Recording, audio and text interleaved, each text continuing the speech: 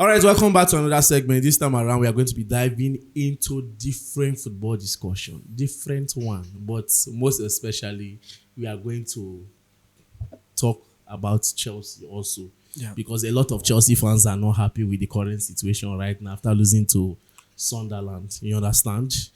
And the TV name has been changed officially to Football Arena Extra. So do well to follow us up, like our videos. Make sure you like this video, because the more you like, the more YouTube recommend this video to other football lovers. And also subscribe to the channel and turn on post notifications so that you get notified each time we drop a new post. All right, let's start with this. Looking at the way Arsenal is playing right now, they finished second in 3 occasions. Yeah. 3 seasons. They finished second. Do you see Arsenal winning the Premier League this season? Judging by what they are playing right now, their defense is very strong. Their attack, their set piece, everything, sure, they are just balanced. So do you see them winning the Premier League this season?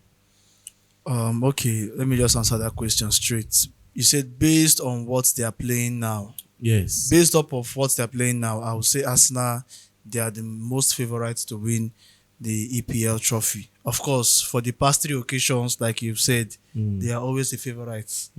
But at the end of the day, what happened? They lost it. They bottled it, according to media. But the truth of the matter is, right now, who is pursuing Arsenal? Who is really after Arsenal? Who is really... What is really going to stop Arsenal this season? Because Liverpool, everybody had high hopes for them.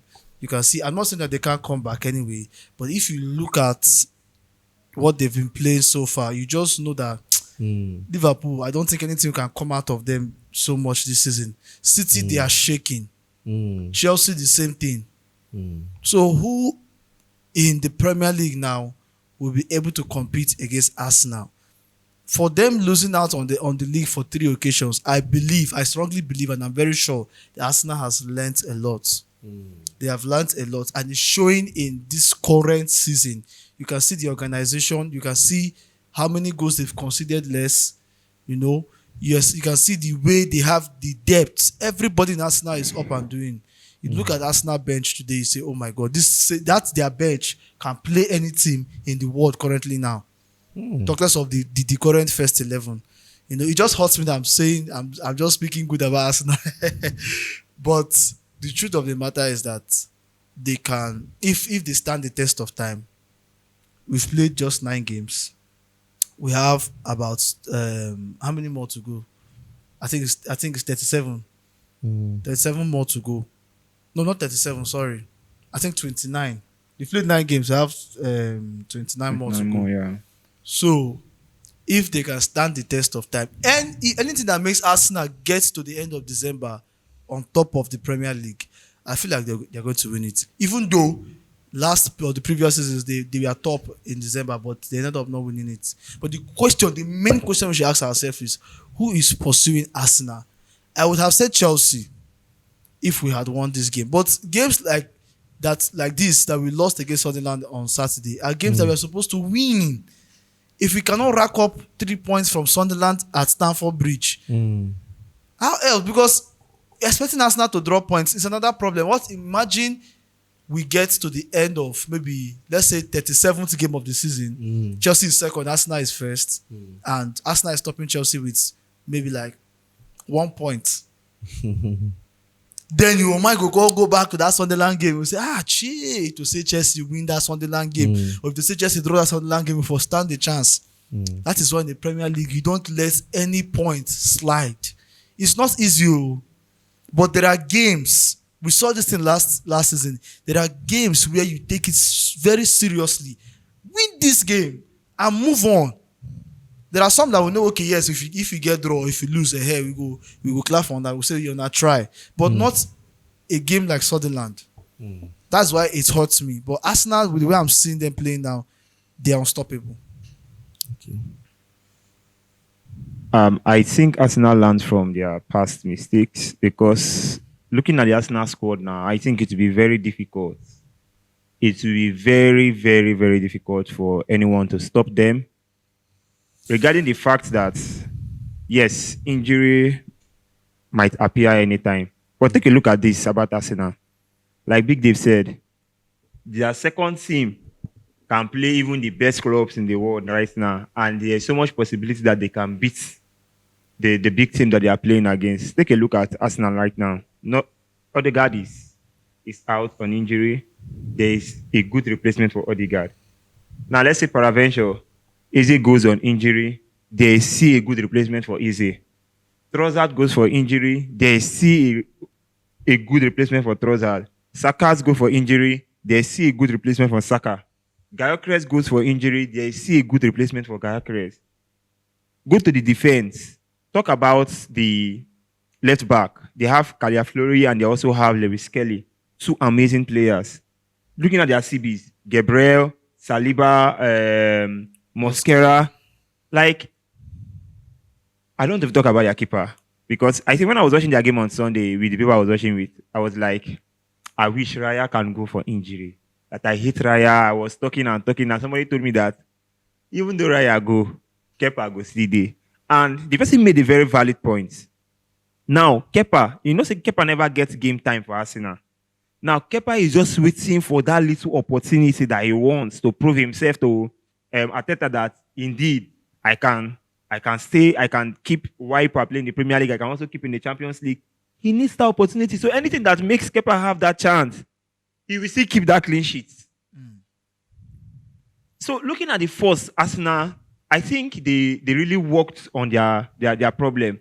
For the past 2-3 years now, 2-3 seasons now, when we talk about Arsenal not being always second, and they are not being able to carry the league, they always trace it down to an injury. But they brought in a solution that even though injury comes, there is always a way to cover up those lapses. Now look at when Saka was out earlier this season. You see how Madueke was functioning very well. He was hungry. He needed game time. He knows that if he does not prove himself, then go carry Martinelli, come that right wing, play Trossard for the left wing, and he no go see game time. One himself did here. So what are you saying? I don't know, but for me, I feel if Arsenal does not win the Premier League, even the Champions League, because I finally come to my conclusion that I think Arsenal is the best and the strongest team in the world now. The problem is not them about winning you. The problem is that can you score them? The problem is not about Arsenal winning because most times, even Arsenal wants to win, they might not even score plenty goals. That they are 1-0 where they don't score, they don't be satisfied. They don't get anything they find. But can you score them? Even though you break through their midfield, can you break through the defense? Even though you break through the defense, can you score that man at the post? That is what we call excellence. I think they are in a platform of excellence now, and I think they deserve whatever they get this season, they deserve it. They deserve it. That's a valid point. That's a valid point. But lastly, let me ask this one. Let's just make it fast. Is there any difference between the Arsenal of last season, and last 3 seasons with this same Arsenal? So much difference. So much difference. You can even see it out of the results. Like Gift rightly said, he called different positions and he called the players that are in those positions. Arsenal of last 3 seasons, they did not have solid replacements for each of those positions that Gift just called. But looking at them this season, they have those players. From the left back to the centre back to the right back to the midfield to the attacking midfielders to the wingers and to the striker to the goalkeeper. As Gift rightly said, everywhere is set. Even if you reach where to even carry youngster, academy boy, that Dorman, that Max Dorman, that boy is hungry as you see him like that. A player will be saying go fit perform. So there's a big difference, and we can see the results in Arsenal today. All right. Okay. Pushing further, Chelsea lost to Sunderland on Saturday, and all fingers you are pointing out, Maresca removing Achepong, bringing in Tosin, and all the rest. Did Maresca really made a mistake, or was it a mistake from Maresca to bring in toasting for Achepong? I think I'm more hungry for this because To I answer have this question. spent time, even when me and Big Dave were talking on our way home. Like I spent time like the annoyance in me because of that game. Okay. Now this is my problem. I'm not blaming Maresca for anything, and those people that are pointing finger at Maresca, I think they should stop. Maresca is not the fault of any loss to Sunderland because these same boys have been playing. We have won about 3 consecutive games with these same boys. Now this is what I realized. I realized something that when we had just Badashir and Achempong as the only hopes even from the Premier League, when we played Liverpool, even down to when we played Ajax, I discovered something that the hunger, you see that word hunger, it means a lot. They came with so much hunger. They wanted to show themselves. They don't have that game time. Even though they come back from injury, and people, the likes of Tosin were there, Chaloba, Fofana, Kowi, they would not give these boys that game time. But these boys, when they were given that time, they had to prove a point that we deserve to play here. And we saw the fire. But now, this Oga that we have been using since, these two Oga, Chaloba been get red card that time, Tosin been go injury. Now, when I come back, I discovered that from when Chaloba came back, I started seeing silly mistakes in that defense. From when Chaloba came back, if anybody that have observed it, after that red card that he had against Brighton, when he made nonsense mistake that day, he came back against which of our game, even against Ajax, he almost made one silly mistake. And look at him and Tosin. Tosin is the most annoying one. So was it wrong for Maresca to bring in Tosin? It was not wrong, but my problem was that who on earth does that? So you go just point to the player. We'll just leave coach out of this matter. Guy. You point to the player because I'm speaking as a coach. As a professional football coach, you don't judge that particular player out of maybe some certain levels of mistakes he makes. This same player has delivered for you. I keep telling people that you talk about Chalobah, you talk about Tosin, they are not Chelsea standard, but when they won, we are part of the club World Cup winning squad. You did not say that they are not Chelsea standard. Chelsea fans did not say that. They are saying, "Oh, Tosin is our best defender." Chalobah, they are clapping for Chalobah coming back. And that is football for you. That is football for you. But you don't expect in the coach's philosophy or in his mind, he doesn't manage players like that. You will not tell him, okay, because of some, little mistakes here and there, he should not play Tosin again. Yeah. Bringing in Tosin to help maybe a tired Achempong, or probably to prevent Achempong from, getting any injury. To prevent him from getting any knock or serious injury because he just came back. Achempong just came back. He was even privileged to play that Nottingham Forest game. And then you have to still manage him. See, Maresca is managing every single damn player in Chelsea as you're seeing him. So sometimes when we try to always point fingers, let us be logical about things. If I bring Tosin, a player that played at most 15 games or 18 games for me last season, and he was, let me say, somewhat brilliant in those games. If I bring Tosin in the 80th or let me say 70 minutes to come and manage a game for me, I did not do bad as a coach. So why are people pointing me fingers? It is up to the player himself. But I just realized something about this Tosin and Chalobah something. Now, this takes me back to last season. This is how Maresca does the pairing. It's either he pairs Cowell and Tosin or he pairs Cowell and Chalobah. I think that brings more balance because Cowell is more of the holding defender there. I think that's where you get it wrong because if you watch Chelsea last season, more I've seen Kobe was more of the defender that always intercepts. He always goes out to intercept, and then there's always one guy at the back. And I would pick that to be Chalobah because he always does that. But based on what I am seeing now, Omo, I feel Kobe was that holding person because these guys keep giving us mistakes after mistakes after mistakes, and it's not looking funny. If you're looking, we lost to Bayern, mistake. We lost to Brighton, mistake. We lost to Manchester United, mistake. And it's not looking as if since Kobe is now out of this team, It's looking as if everything is now being messed up. For me, I will not say it's Maresca for now. But where I will point Maresca is when I see Tosin in my next Maybe yes, match. in the next match. That is when you can now. Then when I see Tosin, that is when I can say. They know they give suspension, like club know they give players suspension. Like say, I just suspend you, I will deduct your salary. Just there are some of them they need suspension. See. Yeah, you laugh, man. Okay. Let's push forward. Looking at Chelsea, still on Chelsea. Looking at Chelsea, I know people have been saying João Pedro is out of form. João Pedro this, João Pedro that.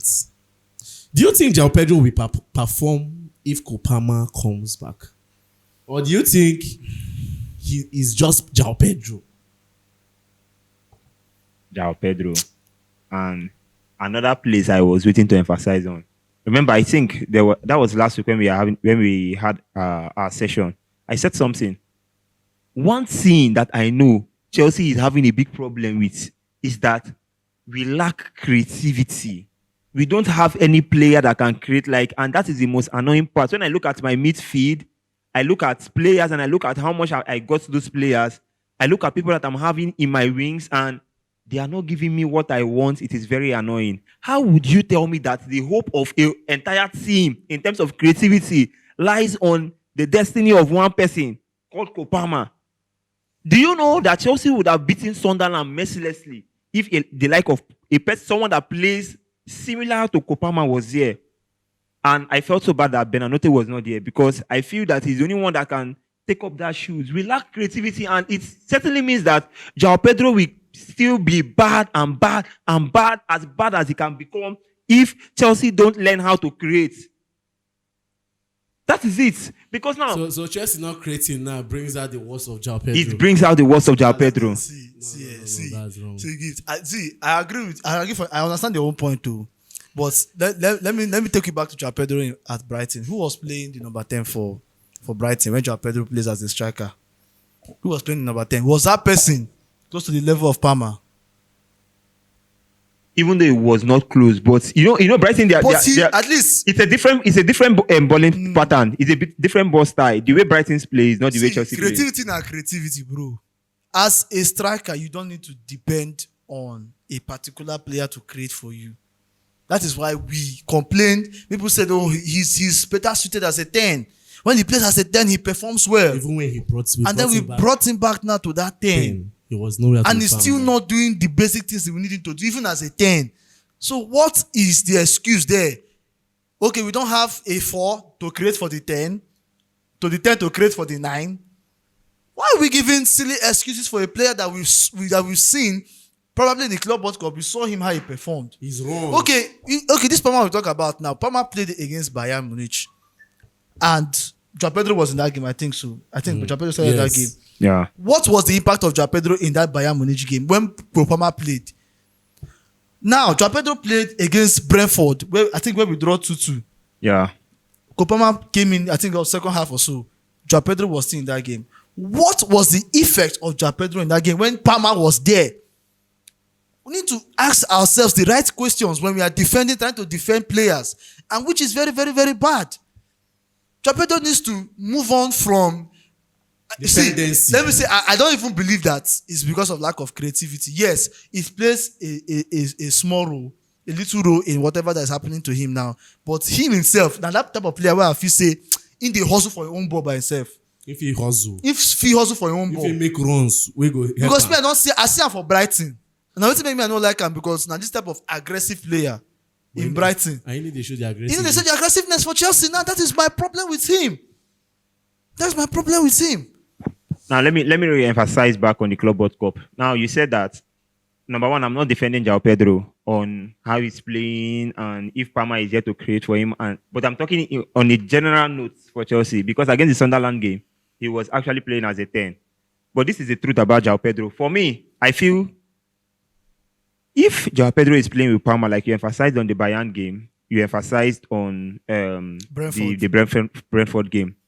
Don't forget, like we watched McGee during the Sunderland game, we observed one thing that he doesn't drop that too deep. at João Pedro. We observed it, Abi. Even when João Pedro plays the 9, he still falls back. And most times, it looks as if it's Enzo Fernandez who has a free role that goes ahead of him. If you observe how the Chelsea rotations work when João Pedro plays 9.